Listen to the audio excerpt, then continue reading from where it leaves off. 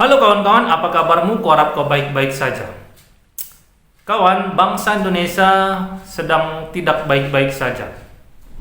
Karena pemerintah kita membuat kebijakan-kebijakan yang aneh, bahkan tergolong tidak masuk akal.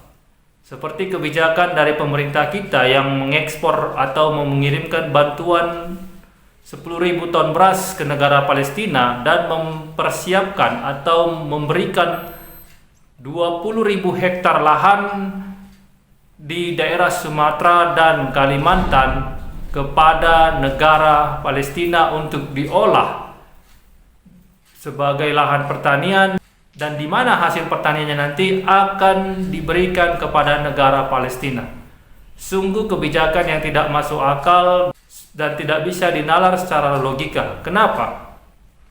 Di mana bangsa ini yang sedang mengimpor beras setiap tahunnya.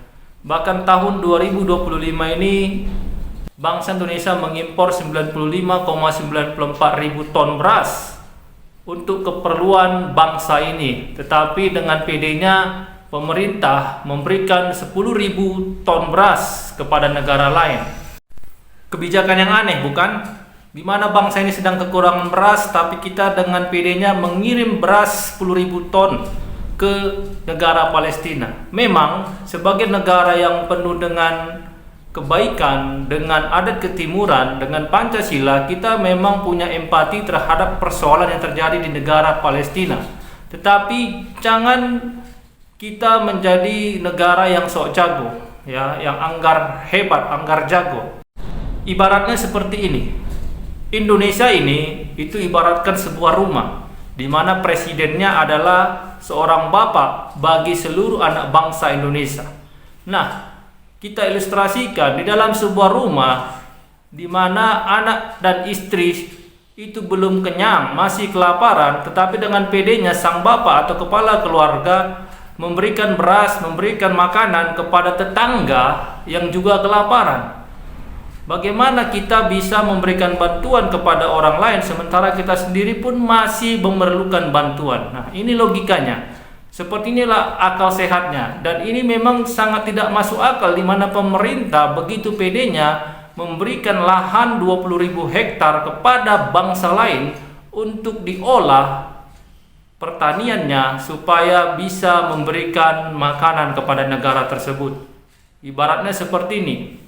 Sebuah kepala keluarga yang memiliki tanah, tetapi tanah ini diberikan kepada tetangganya supaya tetangganya mengolah tanah itu untuk makan tetangganya itu. Sementara anak dan istri dari si bapak ini kelaparan. Sungguh tidak masuk akal. Negara yang masih mengimpor beras 95,94 ribu ton di tahun 2025 ini dengan PD-nya mengirimkan beras 10.000 ton kepada negara lain.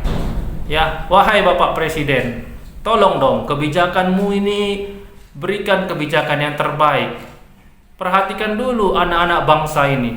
Di mana anak-anak bangsa ini masih banyak yang kelaparan. Lihat, harga beras pun tidak bisa pemerintah kendalikan. Di daerah kami ini 30 kilo beras itu yang paling murah harganya 518.000 Bapak Presiden. Alangkah baiknya Bapak Presiden atau pemerintah memikirkan perut bangsa ini dulu, ya. Banyak anak-anak bangsa ini yang masih kelaparan, yang tidak bisa makan. Kenapa harus anggar jago? Kenapa harus sok hebat mengirimkan bantuan kepada negara lain? Oke lah, kita bisa mengirimkan bantuan, tapi memberikan lahan pertanian seluas 20.000 hektar untuk bangsa lain. Ada apa sebenarnya di negara ini? Ada apa sebenarnya yang dipikirkan oleh para pejabat yang dipilih oleh rakyat melalui pemilu? Ada apa? Kenapa pejabat pemerintah itu lebih mementingkan negara lain daripada bangsanya sendiri? Rakyat Indonesia masih banyak yang susah Bapak Presiden. Rakyat Indonesia masih banyak yang kelaparan. Ya, lebih baik pikirkan aja dulu. Tidak usah kita merasa hebat, merasa jago supaya dilihat oleh negara-negara lain. Indonesia itu hebat memberikan bantuan. Ya, memang tidak salah memberikan bantuan, tapi tolong dong perhatikan bangsa ini, perhatikan anak-anak bangsa ini. Daripada memberikan 20.000 hektar lahan kepada negara lain, mending diberikan kepada bangsa ini untuk diolah, supaya bangsa ini bisa swasembada pangan, bisa memberikan ketahanan pangan. Ini negara masih mengimpor beras, pemerintah dengan PD-nya mengirimkan bantuan kepada negara lain. Ibaratnya begini, dalam sebuah rumah kepala keluarga itu mengutang beras, tapi beras yang diutang ini diberikan kepada tetangga lain yang sedang kesusahan. Memang sungguh mulia hatinya, tapi bagaimana perasaan anak istrinya? Bukankah itu sebagai keputusan yang gila, keputusan yang tidak masuk akal? Itulah yang terjadi di bangsa ini sekarang. Bangsa yang katanya memberikan keadilan sosial bagi seluruh rakyatnya, bangsa yang katanya akan mensejahterakan rakyatnya, tetapi pemerintahnya tidak pernah memikirkan rakyatnya. Kalau begini, banyak orang yang kecewa sudah memilih Bapak Presiden Prabowo dan wakilnya Bapak Gibran Rakabuming Raka. Ya, kenapa kecewa? Karena begitu mereka dilantik, banyak sekali kebijakan-kebijakan mereka yang tidak bisa diterima akal sehat. Kebijakan-kebijakan mereka yang di luar nalar logika orang-orang waras. Ya, seperti inilah. Tidak tahu apa maksud dari pemerintah melalui menterinya. Bangsa yang masih susah hidupnya, rakyatnya banyak yang mengemis, rakyatnya banyak yang di PHK, rakyatnya banyak tidak makan, rakyatnya banyak yang hidup susah. Tapi pemerintahnya dengan PD-nya lebih memikirkan bangsa lain daripada anak-anak bangsa Indonesia ini. Sungguh miris sekali. Ya, kalau bisa aku bilang sepertinya pemerintah kita ini sedang memberikan pencitraan kepada internasional, sedang memberikan pencitraan supaya internasional melihat bangsa ini adalah bangsa yang baik, bangsa yang berperi kemanusiaan. Tapi sekali lagi, Palestina itu bersoal dengan Israel. Ya, bukan saja Palestina yang menderita, tetapi Israel juga menderita. Palestina dan Israel itu saling menyerang, mereka perang. Tapi kenapa bantuan hanya kepada bangsa Palestina? Kenapa bantuan tidak diberikan juga kepada bangsa Israel? Ada apa ini? Apakah ini pemikiran bijak daripada pejabat yang sedang duduk di pemerintahan? Ataukah pemerintah sedang mengajarkan kepada anak-anak bangsa ini untuk memihak? Padahal yang ku tahu dulu, Presiden Soekarno, Presiden RI yang pertama itu adalah presiden yang bijak, presiden yang tidak memihak antara blok barat dan blok timur, sehingga terciptanya gerakan non-blok. Tapi presiden kita sekarang ini, pemerintah kita sekarang ini terlihat sekali sangat memihak kepada salah satu pihak, dalam hal ini adalah negara Palestina. Jadi semoga presiden dan para pembantu-pembantunya, yaitu bapak-bapak menteri, ibu-ibu menteri yang sedang menjabat di pemerintahan pada saat ini, lebih memikirkan rakyatnya, lebih memikirkan kesejahteraan anak-anak bangsa. Buatlah kebijakan-kebijakan yang membuat anak bangsa ini sejahtera, kebijakan-kebijakan yang membuat anak-anak bangsa ini bisa hidup tenang di negara ini. Jangan kebijakan-kebijakan yang aneh, kebijakan-kebijakan yang pencitraan, kebijakan-kebijakan yang lebih mementingkan nama baik, posisi baik dari para pejabat yang sedang memerintah, yang sedang duduk di pemerintahan. Jangan. Ya, ini pendapatku. Bagaimana menurut pendapat kawan-kawan?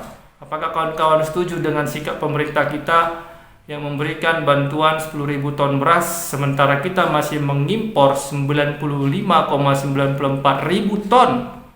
Ya, artinya dari 95,94 ribu ini kita memberikan 10 ribu. Jadi kita hanya mendapatkan 85,94 ribu ton untuk dikonsumsi oleh anak-anak bangsa. Yang mana harga beras pun melambung sangat tinggi. Dan banyak anak-anak bangsa yang menjerit dengan harga beras yang tidak masuk akal. Lebih baiklah Menteri Pertanian itu memikirkan hal ini. Lebih baik Menteri Pertanian itu memikirkan bagaimana cara membuat harga beras, harga pangan di negara ini itu turun, daripada sibuk pencitraan kepada internasional dengan memberikan bantuan 10.000 ton beras kepada Palestina, dan 20.000 hektar lahan. Ya, jangan-jangan ini adalah salah satu cara untuk bagi-bagi kui. Jangan-jangan itu menurutku ya. Mudah-mudahan salah ya kawan-kawan, mudah-mudahan salah. Tapi kalau pendapatku ini benar, maka hancurlah negara kita. Benarlah, Indonesia sedang sakit. Indonesia sedang tidak baik-baik saja. Indonesia sedang gelap gulita. Tidak ada harapan kalau begini kebijakan daripada pemerintahnya. Membantu negara lain itu baik, membantu negara lain itu mulia, tapi lebih mulia lagi kalau bisa mensejahterakan anak-anak bangsa yang sedang hidup susah. Ya, begitu banyak beberapa bulan yang lalu anak-anak bangsa yang di PHK karena katanya para pengusaha itu bangkrut. Lebih baik dipikirkan untuk membuat lapangan kerja. 20.000 hektar lahan itu bisa digunakan untuk mensejahterakan rakyat Indonesia. Ya, kalau memang kita bisa, kenapa kita harus mengimpor beras? Dengan membuat 20.000 hektar lahan pertanian, kita bisa menjadikan swasembada pangan. Itu menurutku, menurut hitung-hitunganku. Tapi tidak tahulah menurut hitung-hitungan pemerintah yang katanya sangat pintar dan bijaksana itu. Jadi kawan-kawan, semoga saja kebijakan ini tidak menyengsarakan rakyat Indonesia.